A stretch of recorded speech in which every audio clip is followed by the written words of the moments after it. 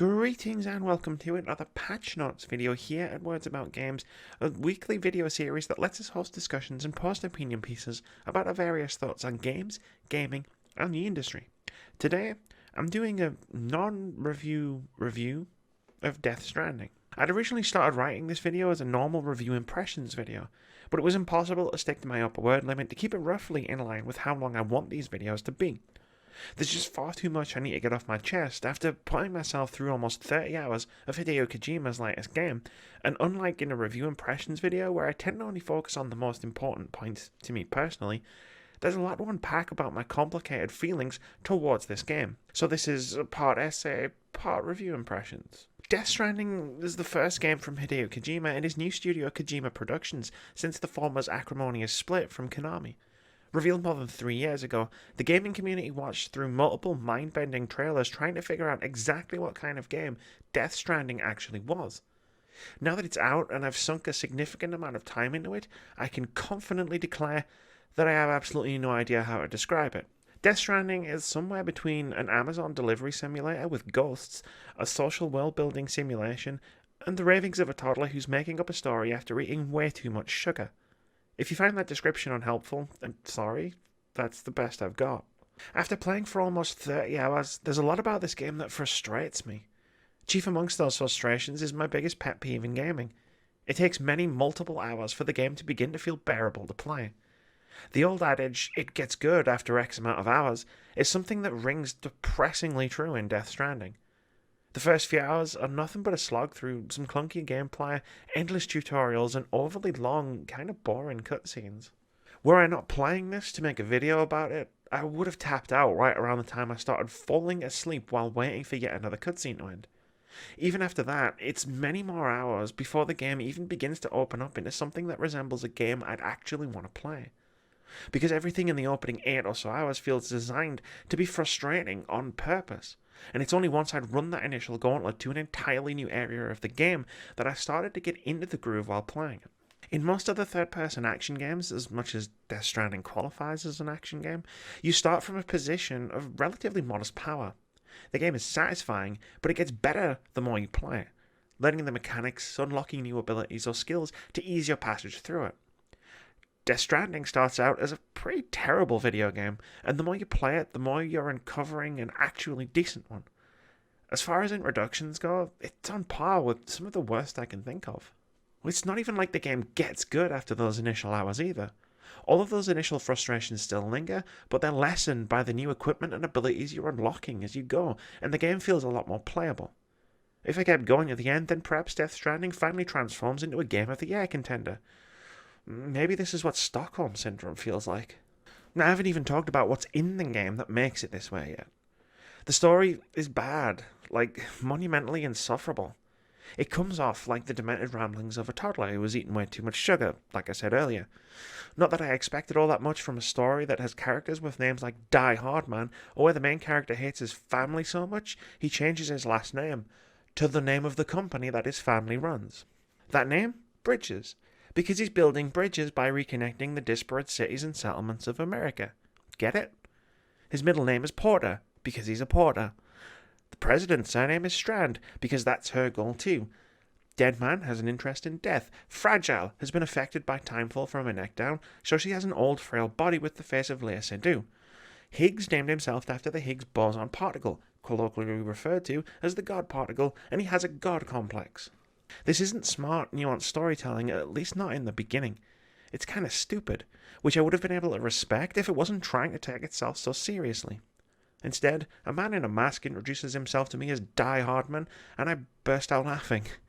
It's so on the nose, I think I need reconstructive surgery to repair the damage.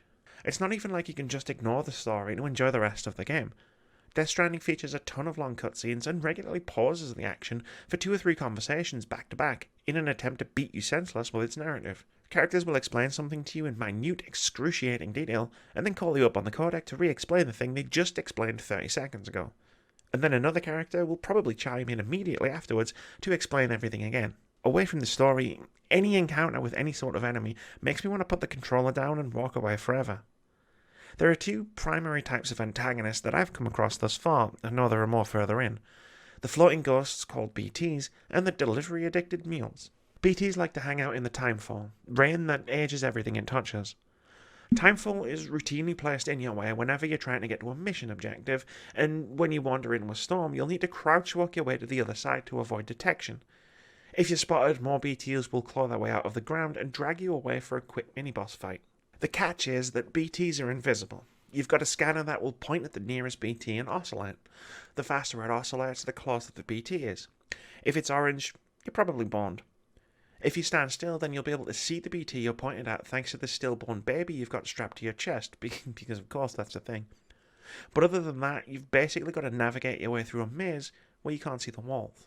Not that it's that big a deal if you get caught. At first, you're powerless to fight the bigger BTs, but running away from them is easy enough. Later, you're given access to grenades made from Sam's bodily fluids that can kill them, allowing you to engage in combat and actually kill BTs. This actually has a positive effect on the stealth sections of the game. They're still overlong and have a heavy reliance on sneaking past invisible enemies, which has never ever been fun, and I wish games would stop doing it. But you can toss a grenade filled with Sam's blood at a BT and it'll explode and disappear, which makes stealth bearable.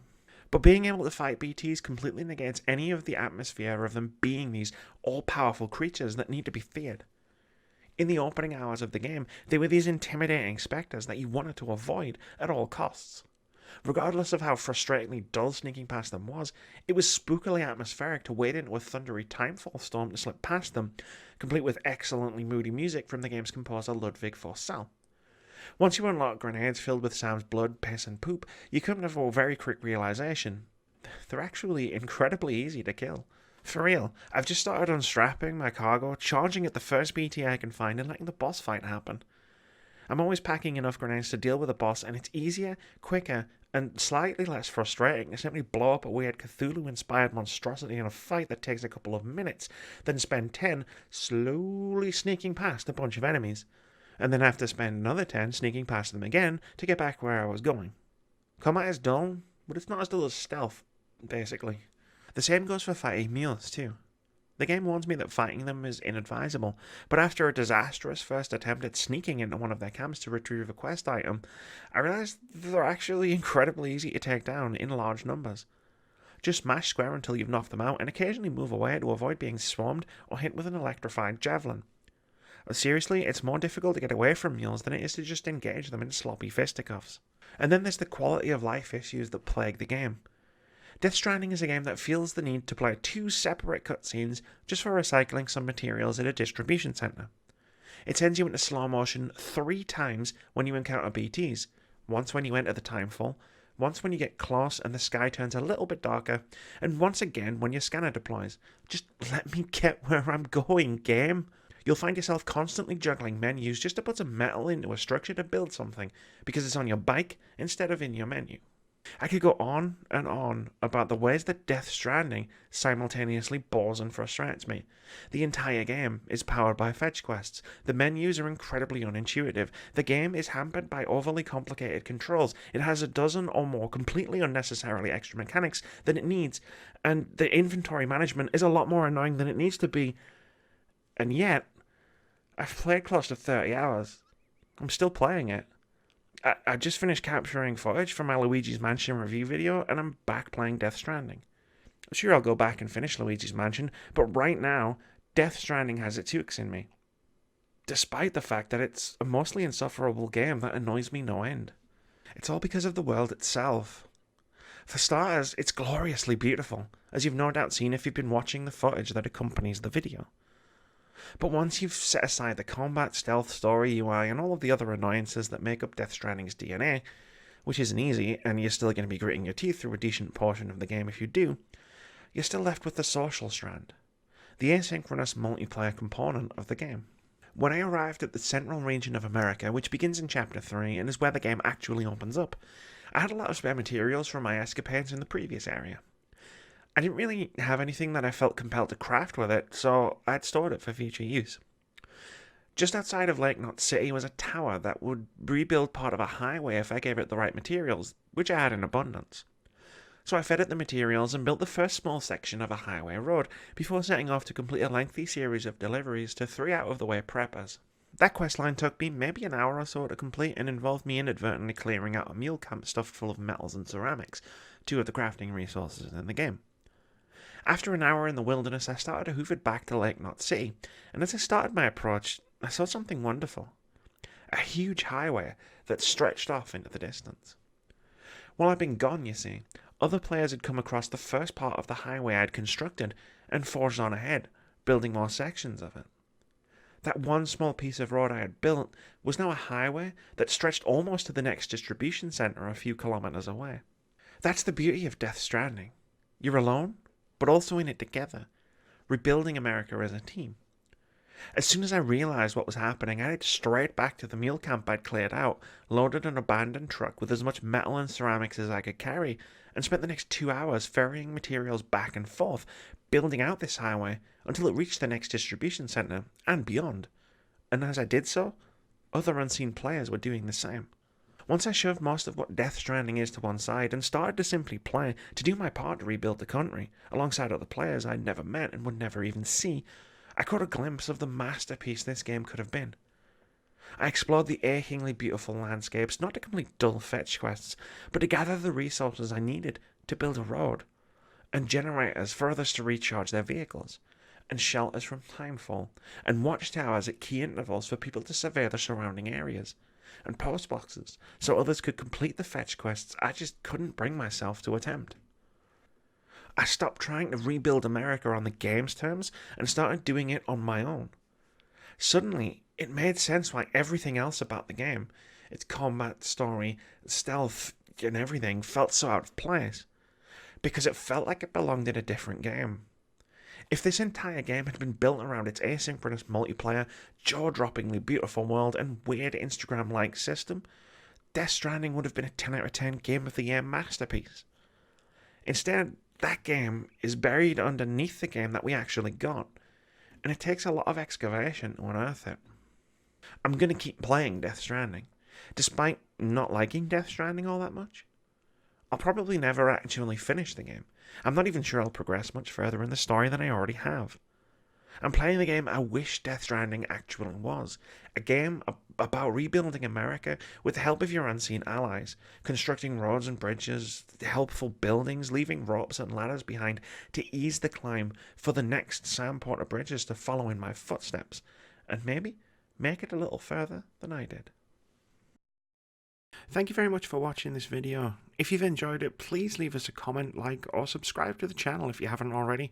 We've got tons of awesome videos coming every week, including review impressions, indie game of the week, debate-driven top 5 lists, video essays, and our weekly podcast where we discuss games, gaming culture, and the games industry.